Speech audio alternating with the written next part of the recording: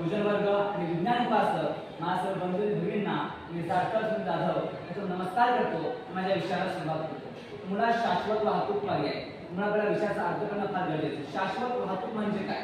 तर अशी वाहतूक ज्या वाहतुकीमुळे कोणत्याही प्रकारचे प्रदूषण होत नाही, अशी वाहतूक की ज्यामुळे पर्यावरणाची हानी होत नाही आणि कमीत कमी इंधनामध्ये जास्तीत जास्त वाहतूक केली जाते, अशा वाहतुकीला शाश्वत वाहतूक असे म्हणतात.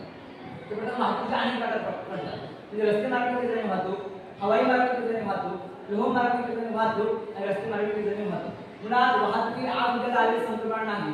त्याचा फार मोठा इतिहास आहे. इसवी पूर्व काळापासून वाहतुकी चालू झालेली आहे.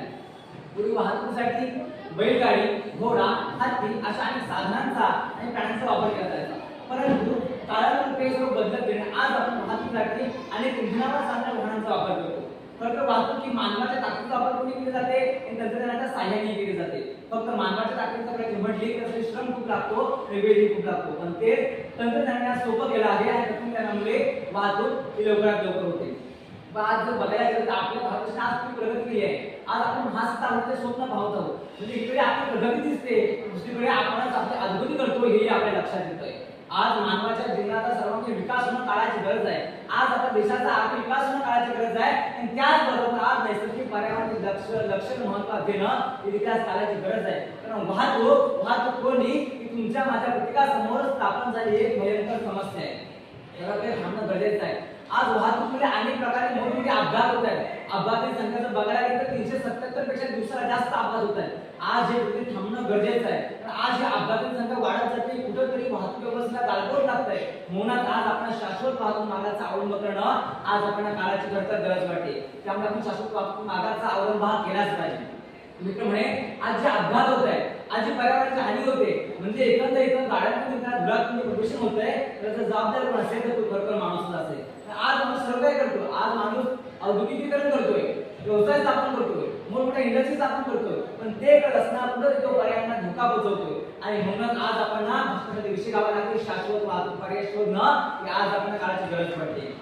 खरं तर हा तोच माणूस आहे त्याने अनेक शोध लावले, अनेक संशोधन केले. खरं तर आणि ज्याला जबाबदार माणूस नाही आपण म्हणू शकतो की पशु पक्षी या पृथ्वीवर अनेक घटक राहतात. पण खरं तर माझ्या मते म्हणायला गेलं तर याला जबाबदार कोण असतो एक माणूसच आहे. कारण पशु पक्षी गुणवंत त्याचं उपाय समर्थन पण शाळा ट्युशन क्लास हे पशु पक्षी नाही.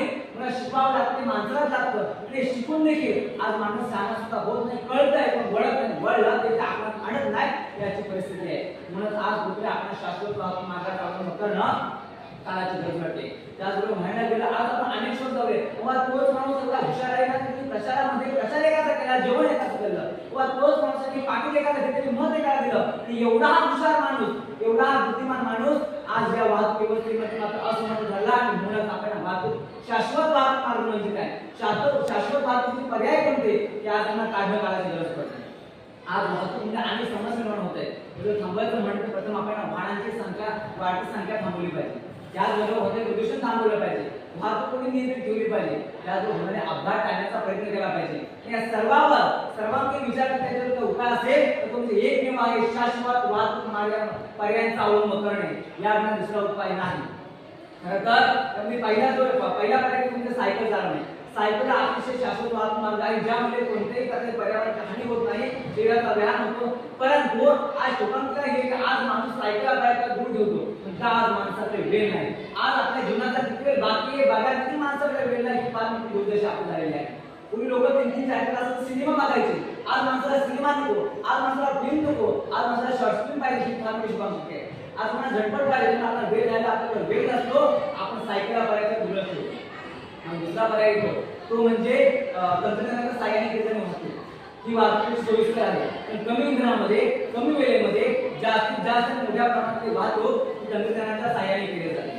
त्याचबरोबर तिसरा पर्याय येतो जलमार्गाने केली जाते वाहतूक. जलमार्गाने केलेल्या वाहतुकीला आपल्या देशामध्ये वाहतूक व्यवस्थेमध्ये मानाचं स्थान आहे. कारण देशांतर्गत वाहतूक होते, देश पातळीवरची देवाणघेवाण होते, देश पातळीवरची मालाची देवाणघेवाण होते, त्यांचे जे व्यवहार होतात ती बहुतेक वाहतूक जलमार्गाने केली जाते. कारण जलमार्गाने अवजड मालाची वाहतूक केली जाते. जलमार्गामध्ये वाहतूक कोणता त्रास होत नाही आणि जलमार्गाने जास्तीत जास्त सोयीस्कर वाहतूक करते. इंधन देखील कमी लागते. म्हणून आपण जलमार्गाने वाहतूक करणं हा एक शाश्वत वाहतुकीचा पर्याय आहे. त्याचबरोबर आता नुकताच चालू झाला विजेवर चालणारे वाहन.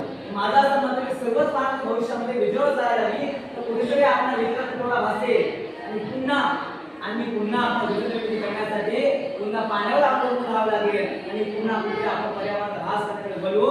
माझं एकच म्हणणं आहे आता तुम्हाला जे शाश्वत पर्याय योग्य वाटतात जे शाश्वत पर्याय आपण करू शकतो जे आपण शक्य आहे ते करण्याचा प्रयत्न करा.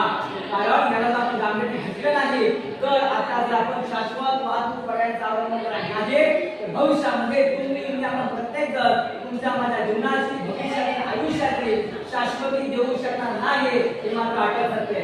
त्यामुळे तुम्ही एकच सांगेल आता तुम्ही सावधानी धरा आणि शाश्वत वाहतूक मार्गांचा अवलंब करा. आणि आता तुम्ही सावधानी धरा आणि शाश्वत वाहतूक मार्गांचा अवलंब करा. एवढे बोलून म्हणजे उपक्रमाला देतो रजा घेतो. जय हिंद.